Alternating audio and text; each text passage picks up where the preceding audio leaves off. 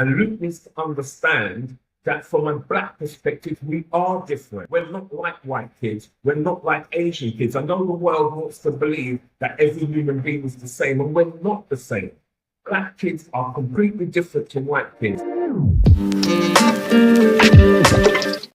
Hi everybody, this is another episode of The Flip Side. I'm Inaya Folarin Iman, the director of the Affluent project. And today's episode is on knife crime or serious youth violence. Who is responsible? Is it individual responsibility, or is it social structures such as structural racism, poverty, and a poor and underfunded social services system? These are all big questions that are really important for the public debate at the moment, and has been for a very, very long time. As you will hear from one of our speakers, the statistics on it, particularly for young black men, is extremely stark. And we do have these phrases like black on black crime, and I think that they can sometimes obscure more than they can illuminate, but they do point to a reality that I think many find very difficult to confront, which is the fact that for a whole host of complex moral, social, and cultural reasons, black men, particularly young men, often actually children, quite frankly, are significantly disproportionately perpetrators and victims of serious youth violence, particularly in the major cities. And I also think the way in which anytime this conversation comes up, it's not only just shut down, but it is stigmatized, and people just don't want to talk about it. I mean, I find it, or people think that you're coming from horrible or negative or racist intentions. And we're talking about the deaths of people in the most grotesque and horrible way. Now, we've put together three people, usually we have two, but three people that come from slightly different angles on this. And we are all about open dialogue and debate. And whilst at the Exclusions project, we often try and look at other explanations than just solely discrimination and racism, it is important to talk about that. And it is important to recognise that that has historically been a reality of the British police and the American police, no doubt. And that may well have contributed to certain cultural forces that entrenched a dynamic of suspicion and mistrust of the police, and that's been reinforced over time. And so I'm very happy to be joined by Sheldon Thomas. He is actually a former gang member, and he's the founder and CEO of Gangs Line Foundation Trust, which very much works to tackle these issues. And he comes from a perspective that is much more critical of the institutions of the British state, the police, the justice system, and the education system. And he very much believes that structural racism is a major force in determining the outcomes for black individuals within society. We have also Festus Akinbusoye. He is a businessman, but he's also a former Conservative Bedfordshire Police and Crime Commissioner, and he's worked as a mentor in the criminal justice system for young people and done a lot of important work in this area. And we also have Luke Gittos. He is a criminal lawyer, founder and director of the Freedom Law Clinic. He is also a contributor and author on many of these discussions about law and the relationship between the legal system and disproportionality when it comes to race and other factors. So this is an important and sensitive discussion where we try and not just talk about it, but actually move the conversation forward about what we can really do to grapple with this important issue. So I hope you enjoy it. So we're going to get straight into it. Just a quick background on house rules. Each speaker will give a 2-minute introduction, then they'll have an opportunity to ask each other some clarifying questions to tease out their disagreements, and then I'll ask some questions and potentially interject throughout for some more clarification. So we're going to start with the 2-minute introduction. Over to you, Festus. Hi, everyone. And one thing I'll start with is this. Several years ago, we had the epidemic of teenagers getting pregnant and having children. And we knew what demographic many of the young people who were getting pregnant and having babies were, mostly young, white, working class girls. Not too long ago, we also had the wider issue of the low attainment in education, especially in primary schools and secondary schools. And we knew it was mostly young, Black, Caribbean boys who were at the very bottom of that pile. In both of those cases, there was a recognition of a problem. And in the case of the young white girls who were getting pregnant, having children in the 90s, no one was afraid of being called racist or was, shying away from dealing with that issue. Now we very rarely hear the issue of teenage pregnancies like we did back in those days anymore. It was dealt with. Same with the issue of young Caribbean boys who were failing at an alarming rate in schools. For the most part, this is now being dealt with, even though it remains an issue. The same thing applies with the issue now of young Black boys primarily who are featuring disproportionately in the issue of knife or gun related homicides or violence. And if I can give you some stats of the severity of this issue, in the year to March 2024, 70% of homicide victims were identified as Black, despite making up just 4% of the entire population. Between 2013 and 2023 in London, a staggering 45% of those who were sentenced for carrying knives in London were Black. While Black individuals actually comprised of just about 13.5% of population. What's even more alarming is that nearly 50% of the victims that were stabbed to death over that same time period were Black males, usually between the age of 16 and 24. In any other walk of life, this will be deemed as a crisis. And part of my concern is that for different reasons, because we don't want certain communities, certain individuals to be given voice about, being seen as Black people being seen as violent, of course not. But we've got to be willing to admit there's a problem, accept there is a problem, and then we can start dealing with it. One of the things I think we can do is start accepting that there is a social fabric decline within the Black community. When you look at, fathers being absent, when you look at the wider safety nets around many of the Black communities like you don't have in other areas, those need to be dealt with. But for me, and I'll finish on this, we cannot shy away from calling this what it is. There is a problem. We have to deal with it in the same way that we dealt with the issue of teenage pregnancies many years ago without fear of being called racist or targeting any particular demographic group. But I believe this can be done, it can be dealt with, and it's not inevitable that we will continue to see this massively disproportionate number of young Black men being killed on our streets.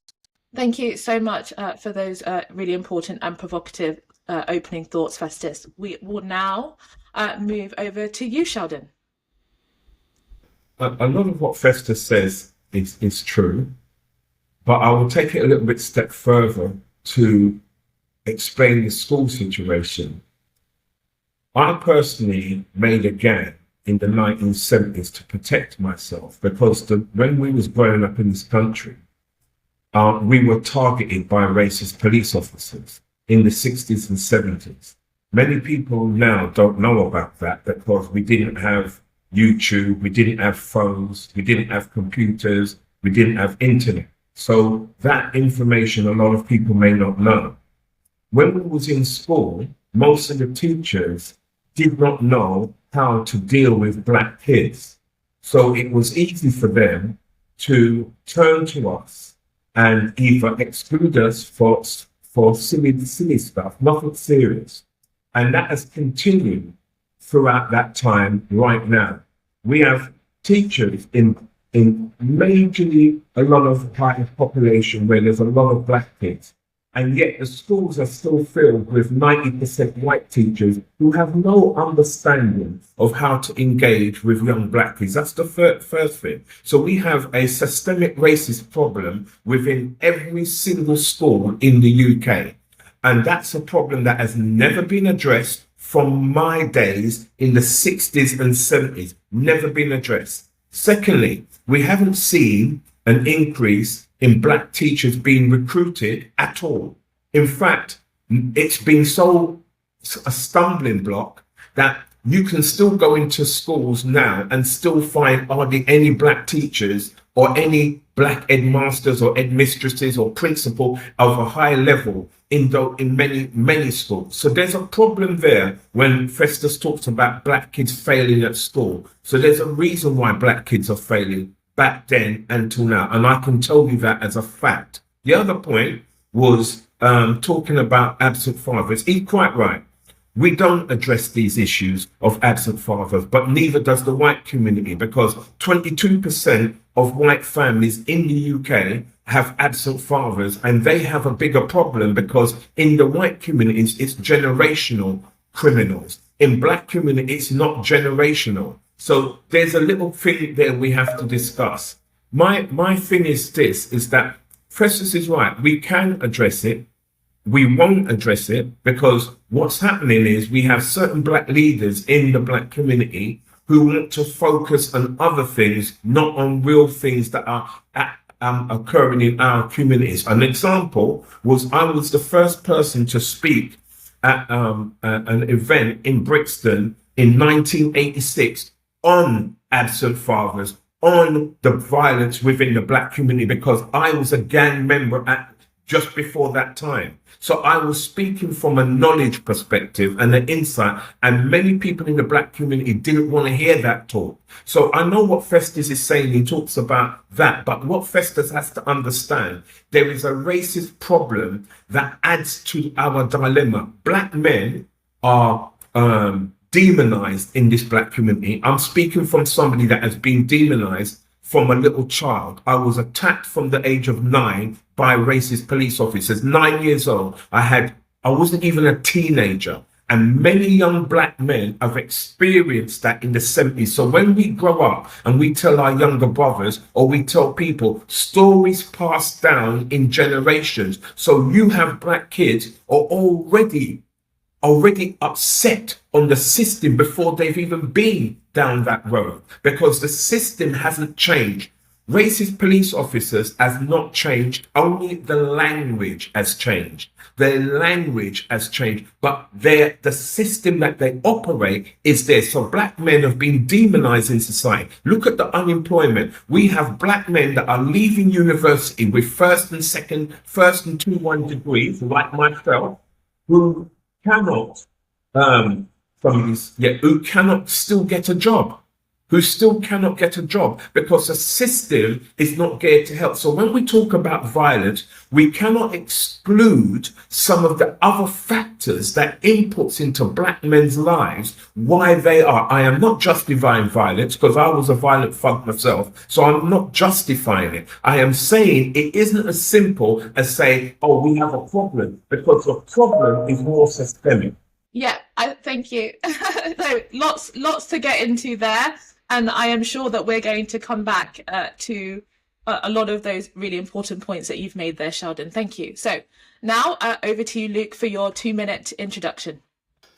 So I come at this from, I'm a defence lawyer. I defend young people accused of serious violence. I work with people for whom this is their day in, day out, every single day interacting with crimes like this. And I spent a lot of time writing about it and researching it. And I think the first thing it's important to do is pick apart some of the myths that have built up around this issue. So the first myth, I think, is that this has some connection to cuts and austerity. I think that's been a very damaging myth.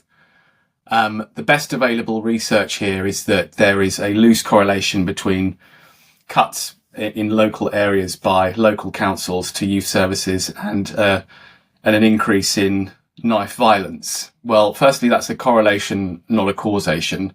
None of the evidence would pretend to suggest that cuts to a youth club make someone more capable of going out and killing someone. The evidence doesn't suggest that, and never could, never would.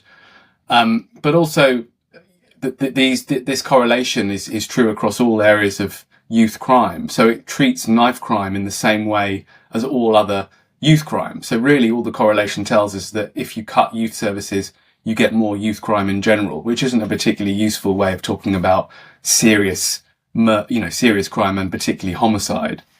So I think we need to park that explanation, although I'm happy to talk about it in more detail.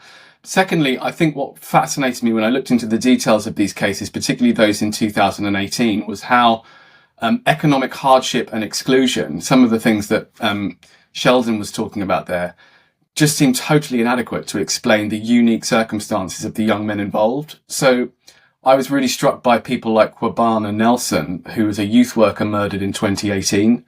He was someone with a history of gang affiliation, but had seemingly moved beyond that and was on a career trajectory. Someone who was connected to his killing, a guy called Kelvin Odinele, who was later murdered himself. You know, his father was a rich businessman sent him to a private school in the United Kingdom, was from a fairly affluent background.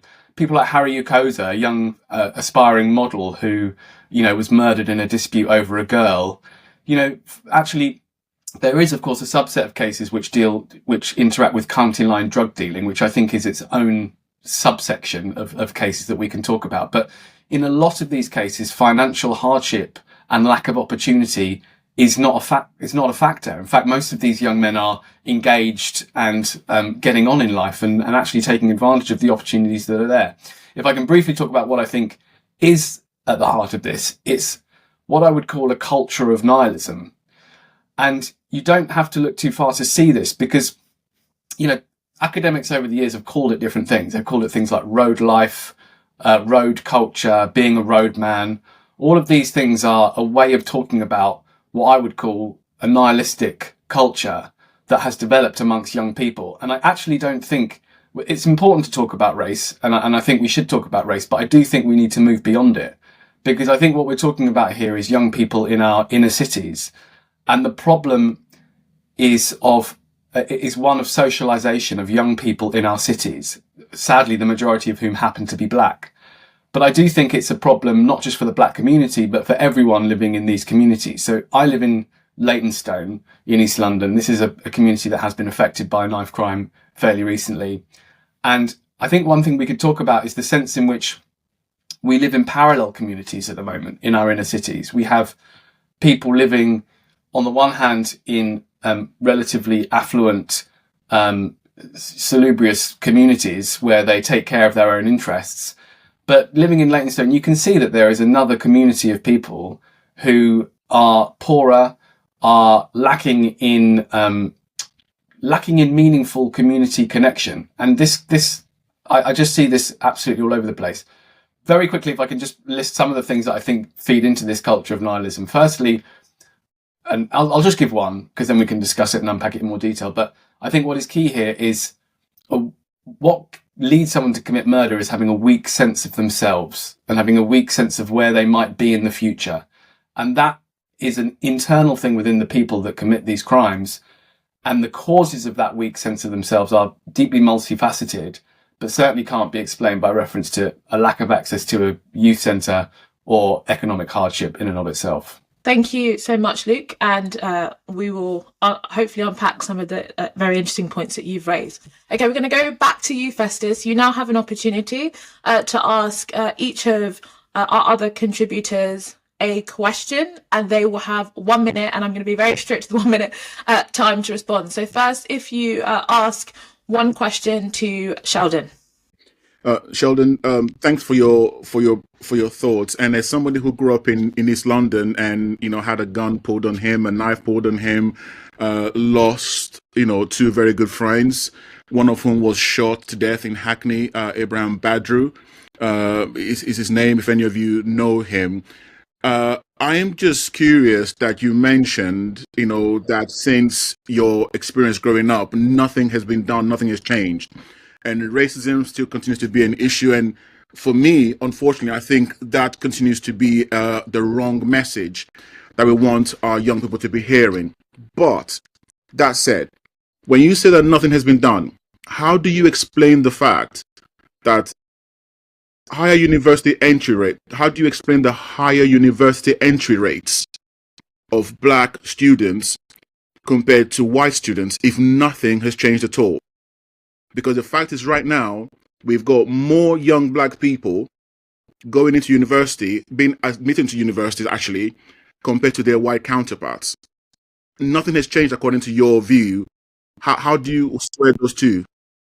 I think you misunderstood. I wasn't actually talking about entry points. I was saying that when young black men leave university, they are more likely to be unemployed than their white counterparts, because everyone knows more black kids on average go to university than the average white kid. I know that because I deal with white gang members and I deal with white families. So that wasn't the point. I was actually saying when they leave, the unemployment, which has been proven that a black person leaving with a first and a 2-1 degree still cannot find a job like their white counterpart. That was the point I was making. When I was saying nothing changes in society, I was talking from a societal point of view, not just one standpoint, from a societal point of view. That's what I'm trying to get across, because I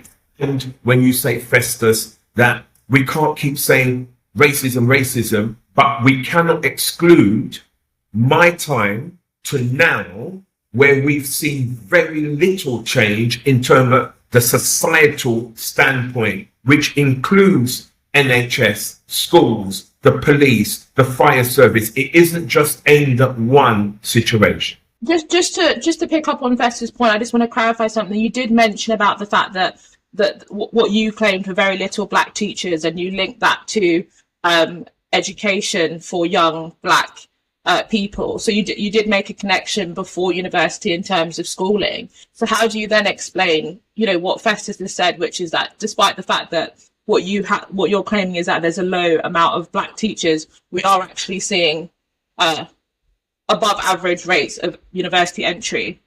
But you can't compare. We're talking about teachers as opposed to a student. Not every student wants to be a teacher. That's number one.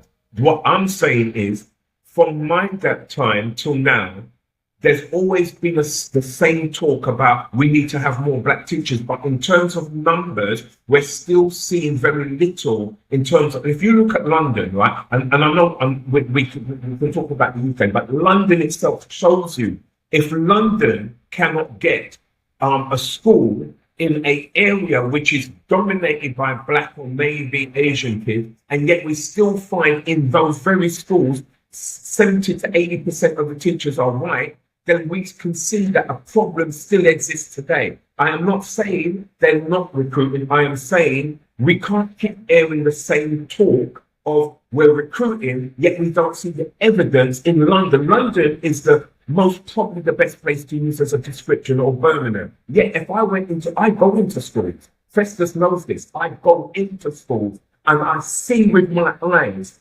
white teachers. I went into a school in Manchester. 90% of the students were black, 90% staff were white. We'll move on. I think there is a point to make as well, which I'll follow up with you when I ask a few questions, Sheldon, that obviously there's a lower rate as well of Chinese and Indian teachers, but that doesn't necessarily seem to translate into the same problems that we're talking about. So I think I'll come to that a bit later. So Festus, would you like to now ask Luke a question? Hi, Luke. And again, very, very fascinating and well-researched piece as well. So thank you for that. Now, I just noticed that you made a disconnect, unless I'm mistaken here, you made a disconnect between economic realities and violence. So talking about cuts and austerity and those things, and that not having really an evidence link with, the violence we see within some communities. But yet you highlighted the economic disparities between the lived experience of those in areas where you grew up in Leytonstone, not far from where I used to play basketball, actually, many years ago when I had an afro. But let's not talk about that. And other parts of London. How do you square this? On the one hand, you said there is no connection, but on the other hand, you are actually making a comparison. On the other, how do you marry those two? we certainly can't underplay the significance of economics and poverty in this issue. What I was suggesting was that when you look at the individuals involved, it's not always enough. And I think that's the important distinction. Of course, when you look at cases where county line drug dealing is involved, there are some, I mean, I was just about to Google the name, but the young chap the young boy that was murdered in Leighton, I think in 2019, hit on a scooter, stabbed to death by three men in a car. He was directly connected to county line drug dealing, but the background to that case, someone will tell me his name in a minute. The background to that case was just a catalogue of institutional failure with regards to his situation. Economic hardship was obviously one of the key factors, and along with familial breakdown, but also a lack of institutional support, a failure of social services, a catalogue of errors that meant a young boy was on a scooter delivering drugs and subsequently ending up being murdered. Of course, poverty plays its role. I do think it's pressing on us to not stop there, because so many of these young men have taken advantage of the opportunities that are around them. And I suppose this connects with a concern that I've got around Sheldon's argument, which might I don't want to trespass into perhaps me asking him a question what he thinks of it, but I do think we're at a risk of setting young black men up to fail by encouraging them to believe that society is geared against them. Because I think if you continually tell young men at the outset of their adult lives that the adult world is racist, geared against them, and that, you know, for example, they can't be taught properly by white teachers, I do think that actually creates a real problem, because it's implicit in that is the idea that young black men have nothing to learn from white teachers, and similarly, perhaps white teachers have nothing to learn from their black students.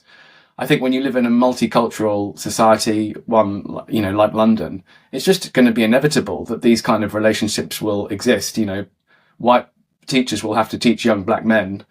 And, you know, I'm friends with lots of people who do that job and do it exceptionally well.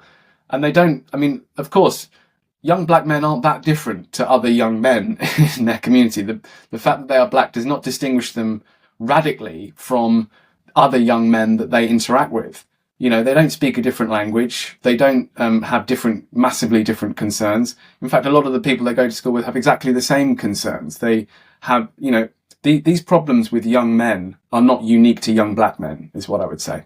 Okay, so now over to you, Sheldon. You will then you now have an opportunity to ask two questions, and we will start with your question to Festus. I don't really have a question like that, because, to be honest, I do agree with quite a lot of what Festus says, because there is a delusional dilemma in the black community where we don't face own truths. There is that, and it has been like that for a very long time. I have got more of a question to Luke, more so, because he was talking about how some of these guys are coming from affluent families. And I just think what Luke needs to understand is that's the minority that are coming from affluent, who are influenced by social media, by listening to drill videos on social media and then reenacting that and assimilating what they're hearing on social media. Because if you look at gangs and you look at criminality, if you look at white kids, we've got white kids who sound black, who act black, who think they're black by listening to drill music. But when you take a look and they're white kids, you begin to realize how inferential music really is, drill music. So when he says, oh, we got kids who are from affluent background, that's the minority. Because I go into prisons. I talk with these kids, and they're not from an affluent background. That's a very small minority who are influenced by social media. And I just think sometimes when we have people who don't understand the streets, they will come up with these researches based on their own sample sizes, their own direction, rather than actually, because people like myself who've lived this lifestyle, who go into prisons, who go into communities, who engage with affluent and poor families, realize that the problem is bigger. And I agree with Festus that, I agree with you, we can't just use racism as the answer. But if we don't train our young people to understand the system that is against them so that they can prepare better than I did, because I didn't have no one, my dad didn't prepare me for the system. And Luke needs to understand that from a black perspective, we are different. We're not like white kids. We're not like Asian kids. I know the world wants to believe that every human being is the same, and we're not the same. Black kids are completely different to white kids. We have a different background and a different culture. I think where I can agree with Sheldon is that talking to the people involved is far more important and valuable than research. And I think that by research, I mean kind of broad reaching academic research. Because one thing I've learned from reading into the research in this area is that whenever you actually go and speak to the people involved, your assumptions or your research is disproven by the people that you're talking to. So Sheldon, you have perhaps a unique angle in some respects, because it is difficult to talk to the young people involved in these crimes unless you are their lawyer or unless you are someone they really trust. And I think those people are few and far between. So when you read the research, it almost never relies on testimony from the people who have actually been involved in very serious violence. And that's a real lacuna that perhaps in your work, Sheldon, you're able to overcome. I hope I wasn't, as I say, I think there is no one size fits all as to who becomes involved in these cases. But I do think, I do worry about Sheldon's, the end point of Sheldon's argument that young black men and young white men are fundamentally different. I think that reflects the culture. I think his position reflects something about our culture at the moment, which assumes that some of these racial differences are unassailable. Of course, we are different, people are different, but those differences aren't unassailable. And I think we could say that, for example, a young black man probably has far more in common with a young white man from the same social class than he does from a wealthy or middle class black man, assuming he's so a young, what I'm saying is a young working class black man has more in common with a young working class white man than he would do with a middle or upper class black man. Class can often be more important in these discussions than race. And, of course, the statistics around young working class white boys are well known, that they are the worst served by many aspects of contemporary society, including education. They face exactly the same challenges with regards to getting into employment. So many of these are class-based issues. And actually, I think the first step towards disrupting the culture that we see. Sorry, there's just so much fascinating stuff that Sheldon said that I want to Can I yeah come in? Since Sheldon didn't ask me a question, I might probably just eat some of his time. Is that okay? Okay.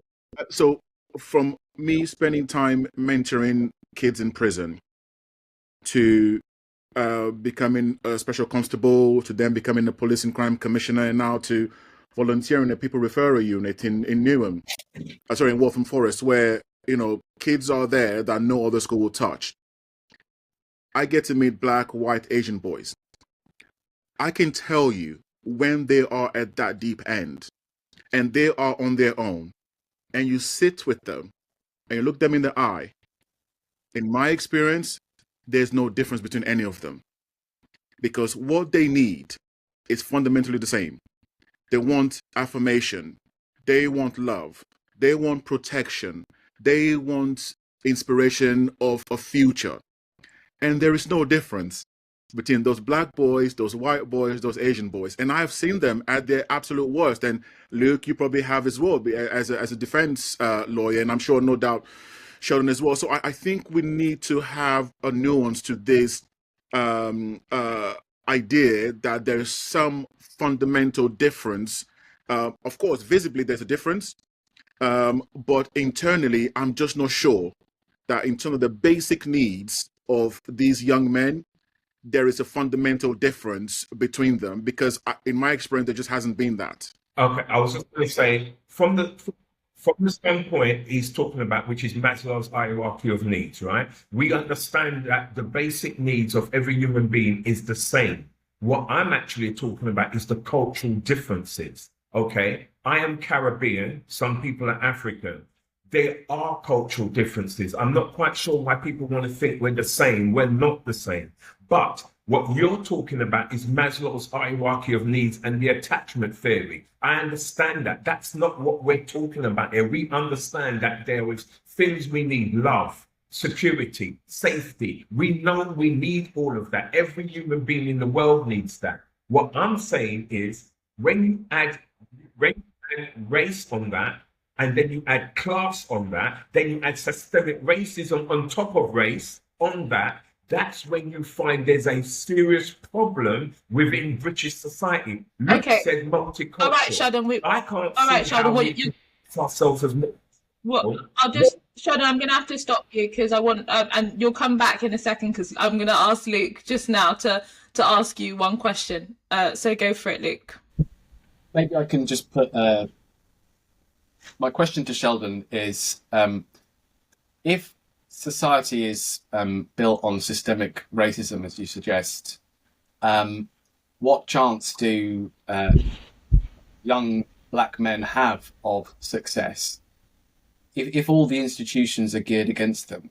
How do we marry? I mean, how would you tell a young man both that society is built against them and also that they can succeed within it? Great question. Okay, over to you, Festus. 1 minute. Sheldon. To answer that question goes back to the point Festus made earlier. Absent fathers is where the biggest problem is. Until you have a positive male role model in the lives of these young black men who can balance what's happening. Myself is an example.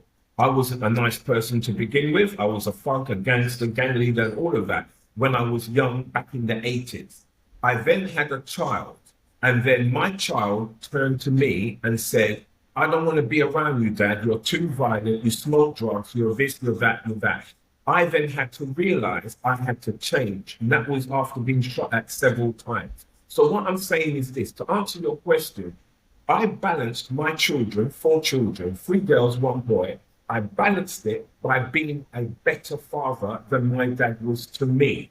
And I think the way around it, in the black community, going back to Festus's point, is if we can get men, black men, to be more responsible for their children, which will then balance out the imbalance in society. Because I'm going to be honest with you, Luke, we can't fix systemic racism.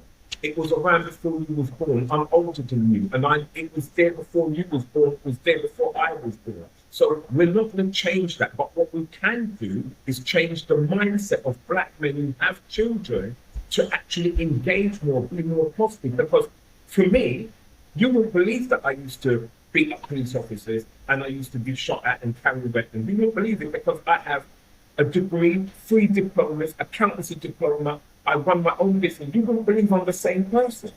But if you can get black men into changing that mindset around not about being responsible for their children, that balances out, because it goes back to Maslow's hierarchy of needs, that when you have security and safety and a child feels loved by their dad and mum, then you can counteract the negativity in society. Okay. Because you're right, Lou, we have to live here. It's not pretending, we have to live here. But to answer your question, Lou, systemic racism cannot be fixed. I know you might think it can, but it can't. But what can be fixed is black men's behavior towards their children. That can be fixed. Okay, thank you, Sheldon. Now, Luke, your chance to ask Festus a clarifying question. I agree with a lot of what Festus has said, so that there is a challenge in asking a question, but I will play a bit of perhaps devil's advocate.